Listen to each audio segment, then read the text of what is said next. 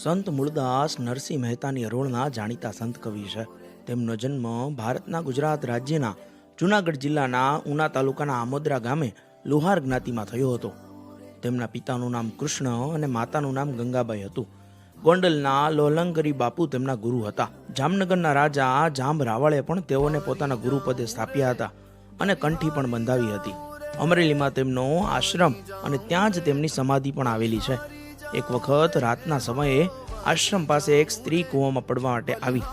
તેમના પેટમાં કોઈનું સંતાન હતું જેના પિતા તરીકે તે વ્યક્તિનું નામ આપી શકે તેમ ન હતી.